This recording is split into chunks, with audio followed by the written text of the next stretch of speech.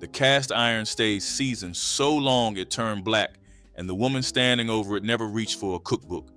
She cooked what her mother cooked, simple things from the garden, the pantry, the woods out back. Here are 30 foods black grandmothers ate every day to live past 90. Long before green juice became a wellness trend, black grandmothers were drinking something far richer, and they never gave it a fancy name. Potlikker was the dark mineral-heavy broth left behind after a mess of greens simmered for hours with salt pork or smoked turkey. Collards, mustard greens, turnip tops, whatever came from the garden went into the pot, and what stayed in that water was everything the body needed: iron, calcium, vitamins A and C, potassium enough to steady a heartbeat. She ladled it into a cup, sometimes with a pinch of pepper, and sipped it warm like tea. WPA narratives from formerly enslaved people describe drinking it daily, sometimes as the only nourishment available. The old women knew what doctors took decades to confirm. The nutrients leached into that cooking water were more concentrated than what remained in the greens. You learned to drink it by watching. Nobody explained why. She kept them in the cabinet behind the flour, those small flat tins with the key that peeled back the lid in a tight silver curl. Sardines and saltine crackers cost almost nothing and required no stove, no preparation, and no time she did not have. In the 1940s, a tin cost a dime. It packed omega-3 fatty acids, calcium from the soft edible bones, vitamin B12, and more protein per ounce than milk. Because sardines sit at the bottom of the food chain, they carried almost none of the mercury that contaminated larger fish. She ate them on the porch in late afternoon, the tin balanced on her knee, crackers in her lap, sometimes with hot sauce, sometimes with a raw onion slice, always with her hands. When she passed, someone found 6 tans still in the cabinet. Nobody could open one without hearing the scrape of that key. It came from the third boiling of sugar cane, the darkest, most bitter syrup left after all the sweetness had been pulled out for white table sugar. What the refineries threw away, black grandmothers called medicine. 1 tablespoon delivered nearly 14% of the daily recommended iron, along with calcium, magnesium, potassium, and manganese. She took it straight off the spoon every morning before breakfast, thick and dark, with a taste that made children wince and grown women stand straighter. Mixed with warm water and apple cider vinegar, it became a tonic. Stirred into oatmeal, it replaced the sugar her body did not need. During the colonial era, molasses arrived through the same brutal triangular trade that brought enslaved Africans to these shores. But the women who inherited that syrup turned it into something else. If you asked why she took it, the answer was always the same: because my mama did. The smell of stewed tomatoes cooking down in a heavy pot could fill a house from the kitchen to the back bedroom. In many black households, from the Depression through the 1960s, stewed tomatoes over white rice was the evening meal, the whole evening meal. Garden tomatoes chopped rough with onion, a spoonful of sugar to cut the acid, sometimes torn bread to thicken it, simmered until they collapsed into a sweet, thick sauce. Poured over rice, it stretched to feed 5 people for pennies. Lycopene, the compound that gives tomatoes their red color, is now recognized as one of the most powerful antioxidants in the human diet, and cooking increases its potency. Every pot she made was a concentrated dose of something science would not name for 50 years. She served it in the same chipped bowl every night. The bowl is still in the cabinet. The hand that stirred that pot stopped moving years ago. But before those tomatoes reached the table, the real work started on the front porch with a brown paper sack and a bowl between your knees. Shelling purple hull peas was not a chore, it was a ceremony. Grandmothers, aunts, daughters and the neighbor from down the road sat together in the shade, thumbs stained purple, talking about everything and nothing while the bowl slowly filled. Purple hulls are a cowpea variety that traveled from West Africa during the slave trade and thrived in heat where other crops wilted. High in fiber, folate, and plant protein, they delivered steady energy without the blood sugar crash of processed food. You knew the peas were ready when the hull turned deep purple and the seams split with barely any pressure. If it was still green, you set it aside. Nobody told you. You watched the hands next to yours and followed. Cooked slow with a ham hock over rice, they fed a family for days on almost nothing. Time equals 1 second. Most people outside the South could not tell you the difference between mustard greens, turnip greens, and collards. But your grandmother could do it blindfolded by smell alone. Mustard greens had a bite, a sharp, peppery heat that softened into something rich after hours of slow cooking with smoked meat and a splash of vinegar. That heat came from glucosinolates, the same compounds in broccoli that researchers now study for reducing inflammation and supporting cellular repair. In the 1950s, a mess of mustard greens from the garden cost nothing but the labor of picking them. Rich in vitamins K and A loaded with calcium, they were among the most nutrient-dense foods in any kitchen. The preparation was its own kind of knowledge. You washed them 3 times, no less, because grit in the greens was a disgrace. You stripped the center stem by folding the leaf and pulling. You never cut greens with a knife if you could tear them by hand. Before ovens became standard, sweet potatoes were cooked the oldest way, buried in the hot ashes of a wood fire. The skin blackened and split. The inside turned soft as custard, deep orange, caramel sweet without a grain of added sugar. Sweet potatoes traveled from South America to West Africa through Portuguese trade routes and crossed the Atlantic again with enslaved Africans who recognized them as kin to the yams from home. By the 1940s, they were one of the most important crops in the Black rural South, cheap to grow, easy to store, packed with beta, carotene, fiber, and potassium. In Okinawa, one of the 5 blue zones where people live past 100, sweet potatoes are the daily staple. Your grandmother did not know about blue zones. She knew a roasted sweet potato with butter kept you full until morning. She pulled them from the ashes with bare hands that had lost their sensitivity to heat decades ago, broke one open, and handed you the first piece. Time equals 1 second / greater than the ham bone did not get thrown away. That rule was not negotiable. After Easter ham, Christmas ham, or a weeknight ham steak on sale, that bone went into a pot of butter beans, large, flat, creamy limas that simmered for hours until they broke apart into something thick and velvety, seasoned by nothing but salt, pepper, and the marrow leaching out. Lima beans originated in South America, but became deeply embedded in Southern Black cooking under the name butter beans, earned for their rich, soft texture.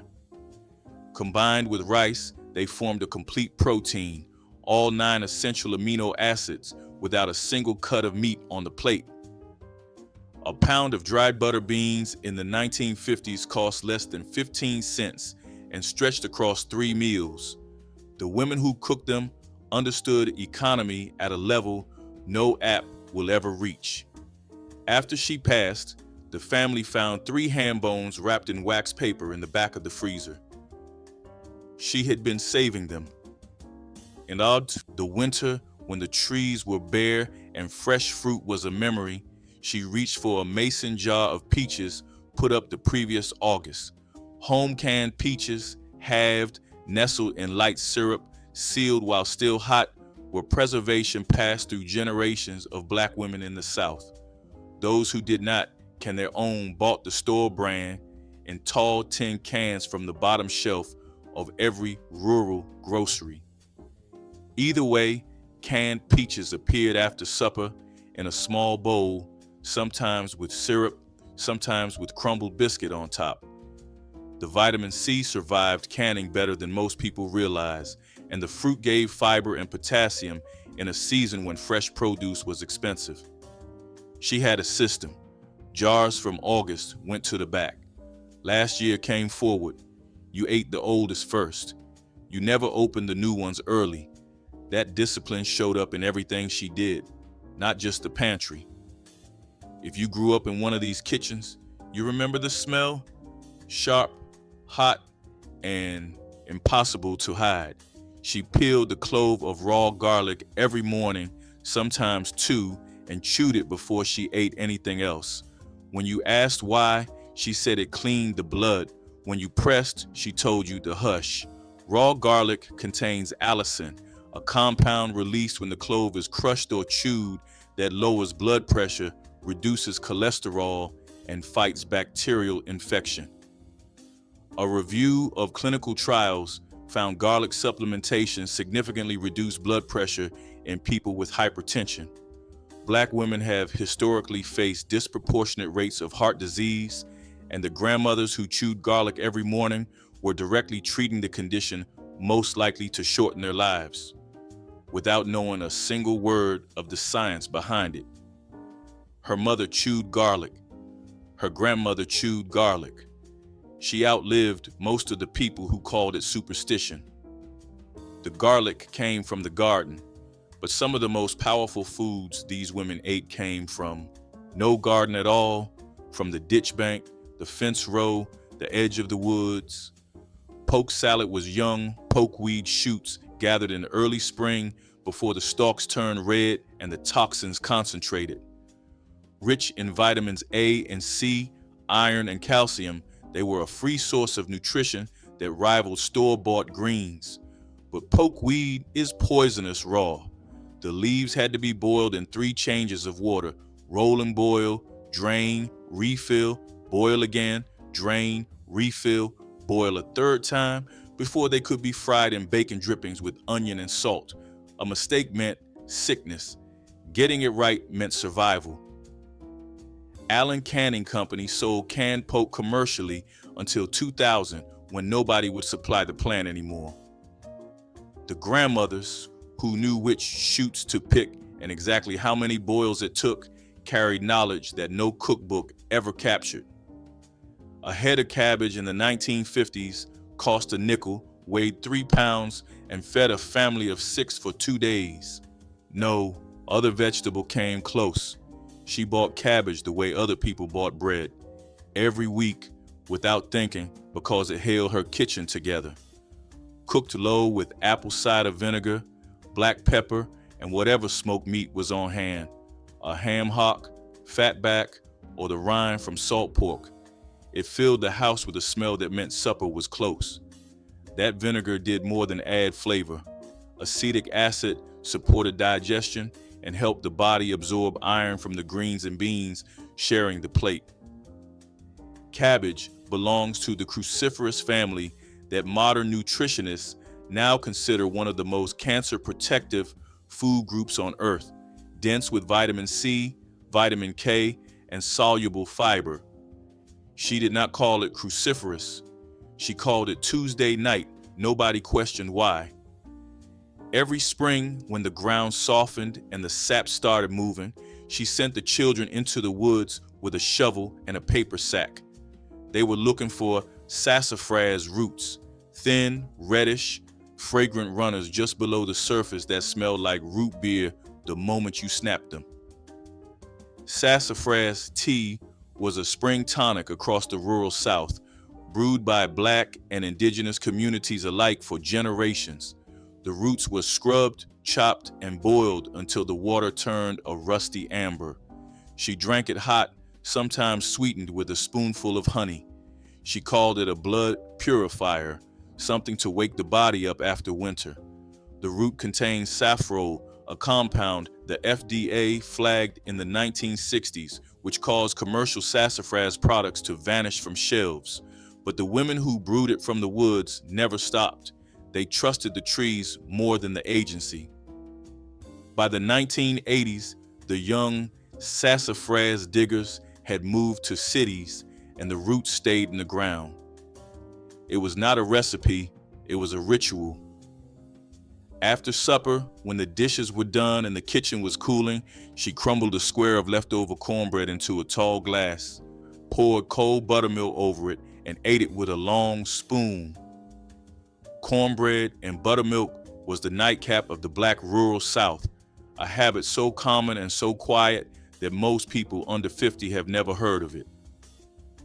The buttermilk was naturally fermented, thick with the kind of live cultures that probiotic companies now sell for $6 a bottle. The cornmeal delivered fiber, B vitamins, and slow digesting carbohydrates that kept the stomach settled through the night. She did not call it a probiotic. She called it something to hold me until morning. Her mother ate it the same way. Her grandmother before that. The glass she used is still in the cabinet, but nobody has poured buttermilk into it since the last time she did. If the stove held the center of that kitchen, the woods held its edges, and persimmons were the sweetest thing growing at the tree line. You had to wait for the first frost. Before that, the fruit was so full of tannins it would turn your mouth inside out and leave you puckering for an hour. After frost, something shifted. The tannins broke down, the flesh turned soft as jam, and what had been inedible became one of the most intensely sweet fruits in North America. Black families in the rural South gathered wild persimmons by the bucketful, ate them fresh, mashed them into puddings, or dried the pulp into leather that lasted through winter. Rich in fiber, vitamin C, and manganese, they were free medicine hanging from the branch. The kids who climbed those trees now live in apartments with no yard. The persimmon trees still fruit every October. Nobody comes to pick them anymore. They grew wild along fence rows and at the edge of every clearing, fat, thick-skinned grapes, the color of dark bronze, that pop between your teeth with a gush of tart juice and a flavor nothing in the grocery store has ever matched. Muscadines are native to the American South, and they carry some of the highest concentrations of resveratrol and ellagic acid found in any fruit, compounds linked to heart health, reduced inflammation, and cancer prevention. The skin is where the power lives. It is tough, almost chewy, and most people spit it out. But the grandmothers who ate muscadines, whole, skin, seeds, and all, were consuming the most nutrient-dense part without knowing it. They made jelly from the harvest, pressed them into wine, and froze bags for winter. In the 1960s, muscadine arbors shaded half the backyards in the Carolina Lowcountry. Now the vines grow over abandoned fences, and the grapes fall to the ground with nobody to catch them. The kids hated it, every single one. She would pour a capful of apple cider vinegar into a glass of water first thing in the morning, drink it without flinching, and then try to hand a glass to whoever was standing closest. They scattered. She laughed and drank it anyway. Apple cider vinegar contains acetic acid, which has been shown to support healthy blood sugar levels after meals, aid digestion, and improve the body's absorption of minerals from food. In the rural South, it was also the base of Switchel, a centuries-old drink made with vinegar, water, and molasses that field workers carried to stay hydrated and replace minerals lost to heat and labor. She did not know the word Switchel. She just knew her mother made her drink vinegar water every morning, and her mother never got sick. The bottle sat on the counter next to the stove, half empty, refilled so many times the label had worn clean off. The peanut is not native to Africa, but Africa is where it became a crop, brought from South America by Portuguese traders, and then carried back across the Atlantic in the holds of slave ships as cheap, dense food for the crossing. George Washington Carver at Tuskegee Institute identify over 300 uses for the peanut, but the grandmothers did not need 300. They needed one. Green peanuts, still in the shell, boiled for hours in heavily salted water until the shells softened and the nuts inside turned creamy, almost like a bean. Boiled peanuts were sold at roadside stands across the Deep South from the 1930s onward, $1 a bag, hot and dripping, packed with protein, folate, and heart-healthy monounsaturated fats. They were a complete snack that filled you up and cost next to nothing. She kept a pot on the back burner in late summer when the green peanuts came in. That pot has not sat on that burner in years. Most people pick one or the other, the root or the green. Your grandmother used both because throwing away half a vegetable was something she would never do. Turnip greens went into the pot with smoked meat and cooked down the same way as collards or mustard greens. Slow, low, and patient. The roots were peeled, cubed, and simmered in the same broth or cooked separately with butter and black pepper until they turned translucent and sweet. Together, one plant delivered calcium, vitamin C, vitamin K, fiber, and iron from the greens, plus potassium and B vitamins from the root. In the 1940s, turnips grew fast, survived frost, and produced 2 harvests a year in most southern gardens. She grew them along the back fence, pulling them when the tops were tall and the root was the size of her fist. The garden is still there, the fence is leaning, nothing has grown along it since she stopped bending down to plant. And if the turnip gave you 2 foods from one plant, okra gave you something closer to medicine in a pod. The word okra traces to Nkrumah in the Igbo language of West Africa, and the plant crossed the Atlantic the same way so many of these foods did, in the hands and memories of enslaved people who carried their foodways into a hostile new world. Stewed with tomatoes and onions in a cast iron skillet, okra released a thick, silky mucilage that most people call slime, but the women who cooked it called the whole point. That mucilage is soluble fiber, the kind that slows digestion, steadies blood sugar, and feeds beneficial bacteria in the gut. A single cup of cooked okra delivers fiber, vitamin C, folate, and magnesium.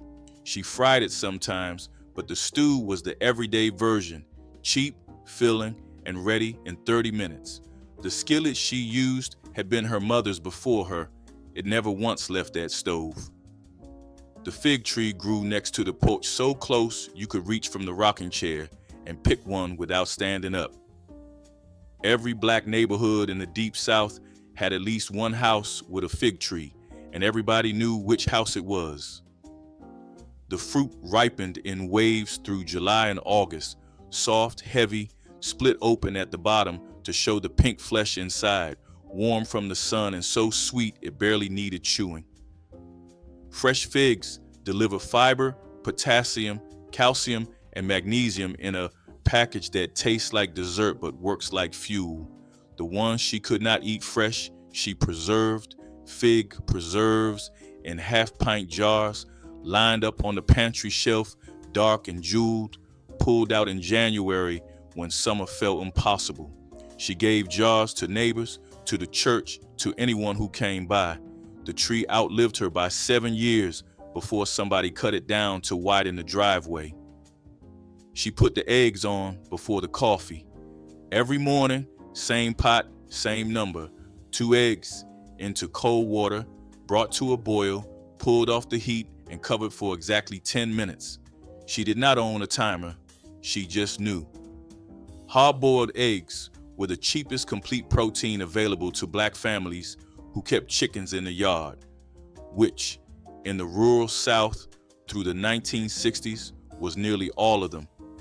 1 egg delivered 6 grams of protein, vitamin D, choline for brain health, and B12 for the nerves. Doctors spent decades warning people away from eggs over cholesterol fears, only to reverse course and confirm what she already practiced. A daily egg does not raise heart disease risk and may actually lower it. She peeled hers at the kitchen table, salted it heavy, and ate it in 4 bites with coffee so strong it left a ring on the saucer. The eggs came from her yard. The chickens are gone now. The coop fell in on itself the winter after she stopped feeding them. Pecan trees grew so tall in the rural South that their canopy shaded entire yards, and in the fall, the nuts dropped like rain onto porches, rooftops, and bare dirt. She cracked them by hand on the back step with a flat rock or a pair of pliers worn smooth from decades of use, picking the meat out in whole halves with the patience of someone who had nowhere else to be. Pecans are native to North America. Indigenous peoples harvested them for centuries before European contact, and they carry one of the highest concentrations of heart-healthy monounsaturated fats of any tree nut, along with manganese, thiamine, and copper. Research published in BMC Medicine found that people who ate nuts regularly lived 2 to 3 years longer on average than those who did not. She never read that study. She just cracked pecans every October, filled a coffee can, and kept it on the counter for snacking, for pie crusts, for pressing into the top of a sweet potato casserole. The tree is still standing. The rock is still on the step. Nobody sits there anymore. The neighbors sprayed theirs with poison. She picked hers for supper. Dandelion greens, the same broadleaf plant that suburban homeowners spend billions trying to kill, were a free, nutrient-dense food that Black grandmothers gathered from the yard without a second thought. The young leaves, picked before the plant flowered, delivered more vitamin A per serving than carrots, more calcium than milk, and enough iron to rival spinach. She wilted them in a skillet with a little bacon grease and garlic, or tossed them raw into a salad with vinegar and onion. Some brewed the roots into a bitter tea they drank for kidney health and digestion. The tradition of eating dandelion greens connects directly to West African foodways, where wild leafy greens were a daily staple long before colonization reshaped the diet. She did not buy them. She did not plant them. She walked into the yard and bent down. That was the whole recipe. The yard is paved over now. Nothing wild grows there.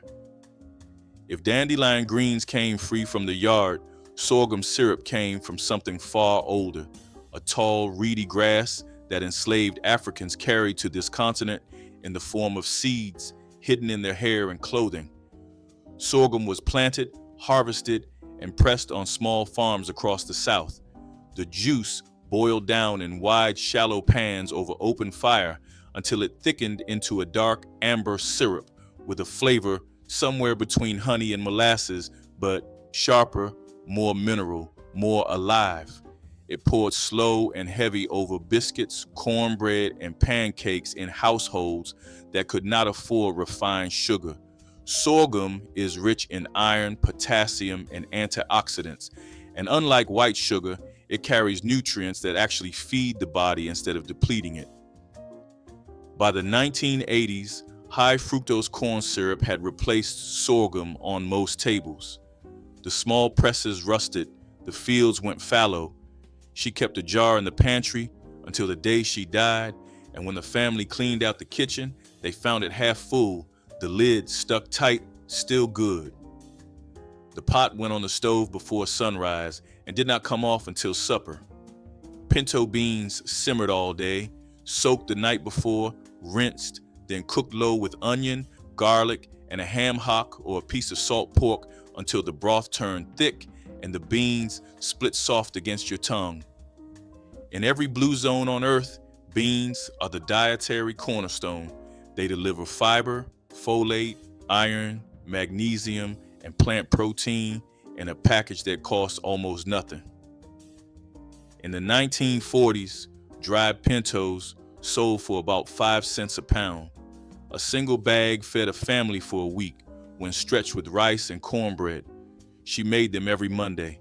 The neighbor knew, the preacher knew, if you showed up unannounced on a Monday evening, you ate beans. There was always enough. She never turned anyone away from that pot, and nobody who sat at her table ever left hungry. The stove is cold now. The pot sits in a cabinet where it has not been touched since the last Monday she was strong enough to lift it.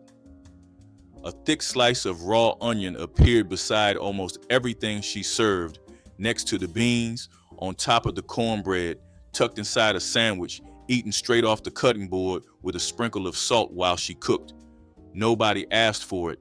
It just showed up on your plate like a rule you had already agreed to. Raw onion contains quercetin, a flavonoid with anti-inflammatory and antihistamine properties that researchers have linked to reduce risk of heart disease. It also carries sulfur compounds that support immune function and have been used in folk medicine across African, Caribbean, and Southern American traditions for generations. She peeled and sliced onions so often her cutting board had a permanent groove in the center. Her eyes never watered. The kids swore she was immune. She ate onion the way other people ate bread, with everything at every meal without discussion. The cutting board is still in the kitchen drawer. The groove is still there. Nobody has deepened it since. Everyone ate the red flesh. She ate what everyone threw away. Watermelon rind, the pale green and white layer between the skin and the fruit, was peeled, cubed, and pickled in a brine of vinegar, sugar, cinnamon, and cloves, then sealed in mason jars and stored in the pantry for months. The rind contains citrulline, an amino acid that the body converts into arginine, which relaxes blood vessels and supports healthy blood pressure. It also carries vitamin C and B6. Watermelon itself traces back to the Kalahari Desert of Africa, where it was cultivated for thousands of years before crossing the Atlantic. The practice of pickling the rind is a direct expression of the waste-nothing philosophy that defined these kitchens. The same hands that used every part of the pig used every part of the melon. She made a batch every August when the melons were heaviest. The jars glowed pale green on a shelf like something between candy and medicine. Nobody makes them anymore. The recipe was in her hands, not on paper. The bee gum sat at the edge of the woods behind the house, a hollowed out section of black gum tree, sometimes a wooden box where a colony of bees had been kept by the family for as long as anyone could remember. WPA narratives from formerly enslaved people in Texas and the Carolinas describe keeping bees this way, harvesting raw honey for sweetening, for medicine, and for trade. Raw honey carries enzymes, trace minerals, and antimicrobial compounds that disappear the moment it gets pasteurized and filtered for a grocery store shelf. She spread it on biscuits, stirred it into tea, and dabbed it on cuts and burns because she knew it would keep infection out. The honey tasted different every season depending on what bloomed. Clover in spring, wildflower in summer, goldenrod in fall, each jar a little darker than the last. When she could no longer walk to the bee gum, her grandson took over. When he moved north, the bees left too. The gum is still there, empty, softening into the ground. Before anything else, before the garlic, before the molasses, before the eggs hit the pot, she drew water.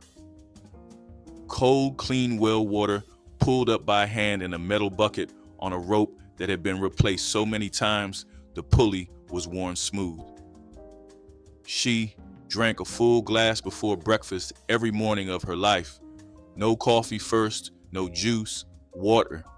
The body that carried her past 90 ran on the simplest fuel there is, and she gave it that fuel before she gave it anything else. There was no filter. There was no bottle. The water came from the ground beneath the house where her family had lived for 3 generations, and it tasted like iron and stone and something cold that had no name. She is gone now. The well is capped. The kitchen is quiet in a way it was never quiet when she stood in it. And the taste of that water, pulled cold from the dark at 5 a.m. by hands that did everything and wrote down nothing, is something no one alive will ever taste again. Double dredge coating method created the thick, craggy crust that made church fried chicken legendary among congregations everywhere. After soaking in buttermilk, each piece was dredged in seasoned flour, dipped back into buttermilk, then dredged again before hitting hot oil.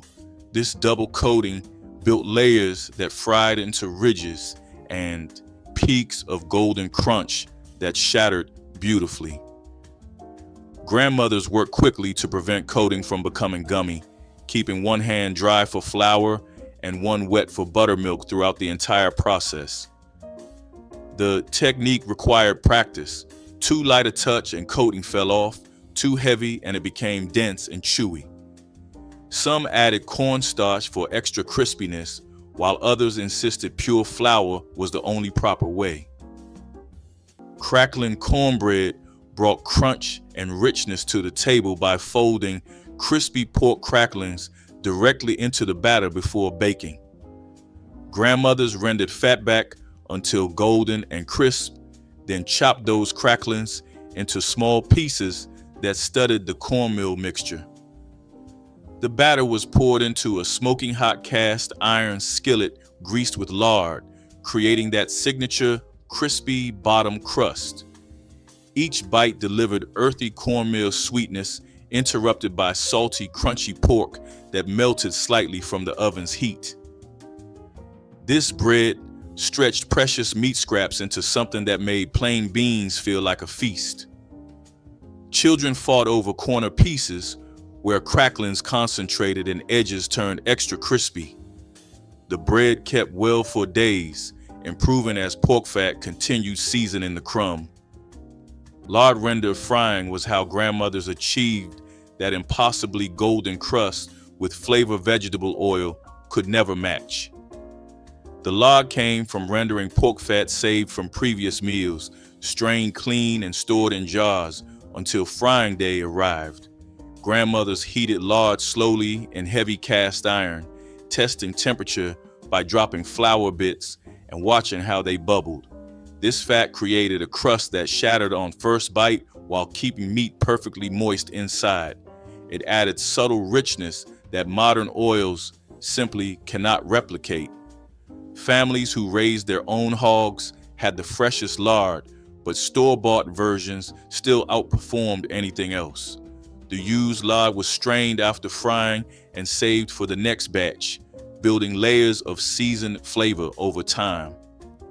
Hog head cheese was a traditional cold cut that grandmothers prepared after hog killings, turning scraps into a sliceable, savory loaf. The hog's head was cleaned thoroughly, then simmered for hours with onions, bay leaves, and vinegar until meat fell away from bone. Grandmothers picked through the cooked meat, adding sage, thyme, black pepper, and crushed red pepper for heat. The meat was packed into loaf pans and covered with reduced cooking liquid, which set into firm gelatin overnight. Sliced thin and served cold on crackers, hog head cheese offered tangy spice flavor that store versions could never capture. Making it required patience and skill, passed down through generations of women who wasted nothing. This dish connected families to traditions stretching back through slavery and survival. Buttermilk overnight soak was the foundation that separated amateur fried chicken from the real thing. Chicken pieces were submerged in thick buttermilk mixed with salt and sometimes hot sauce, then covered and left in the icebox overnight. The acid in buttermilk broke down tough muscle fibers while salt penetrated deep into the meat. The result was chicken that stayed tender and juicy even after high heat frying. Some grandmothers added a beaten egg to help coating stick better, while others swore by soaking for 2 full days. The soak seasoned meat from within, meaning every bite carried flavor instead of just the crust.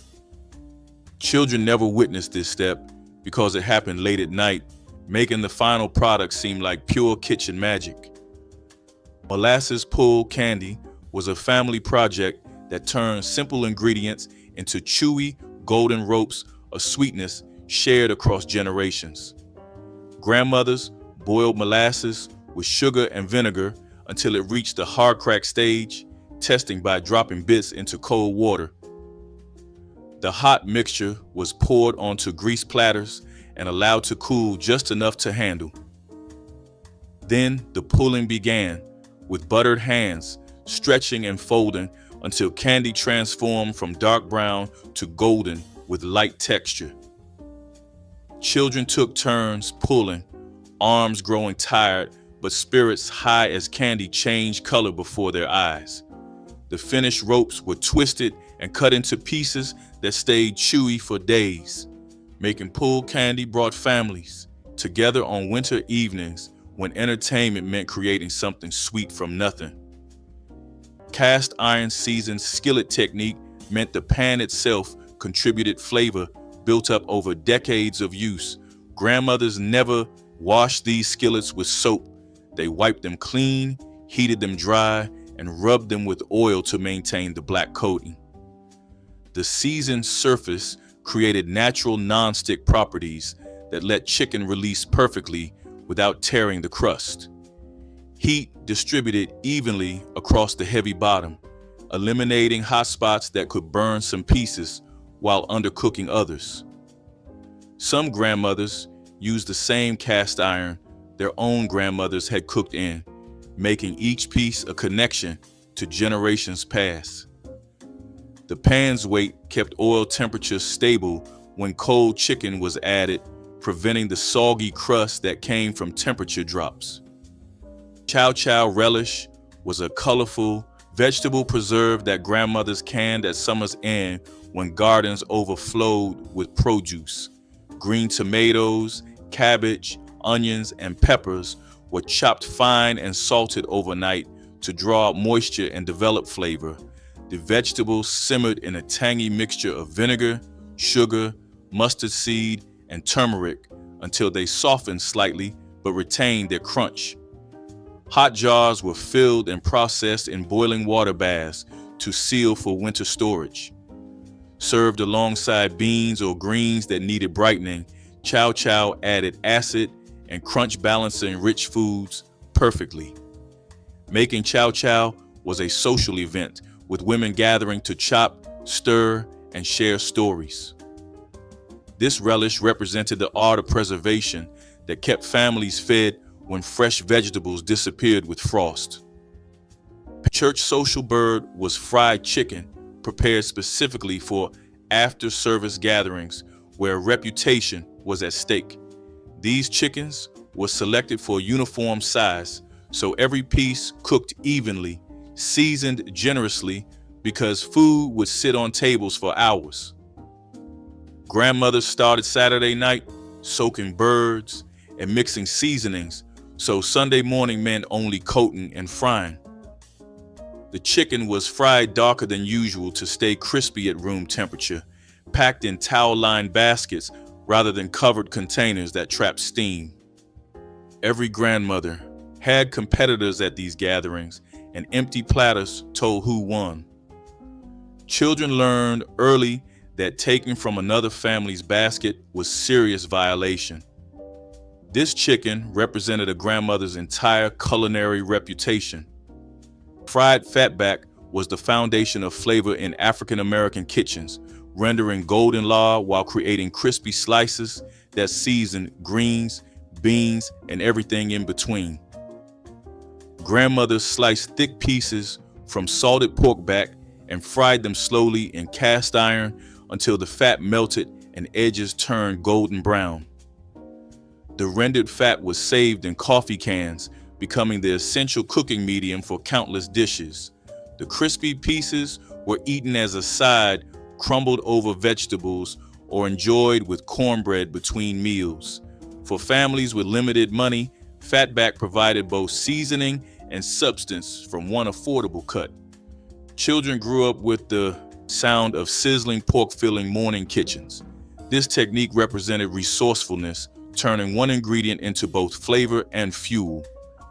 Bacon drippings frying added smoky depth that transformed ordinary fried chicken into something unforgettable. Grandmothers saved bacon grease in coffee cans near the stove, collecting drippings from countless breakfasts until enough accumulated. The bacon fat was mixed with lard or oil to raise the smoke point while preserving distinctive flavor. Chicken fried in this blend carries subtle smokiness in every bite without tasting overwhelmingly like bacon. Some grandmothers kept separate cans, one for seasoned drippings used with vegetables, another cleaner batch reserved strictly for chicken. The practice connected breakfast to dinner, waste prevention to flavor creation, stretching expensive cooking fats while adding complexity that pure oil could never achieve. Those kitchens fed a century. Like and subscribe and tell us in the comments, which of these foods do you still remember?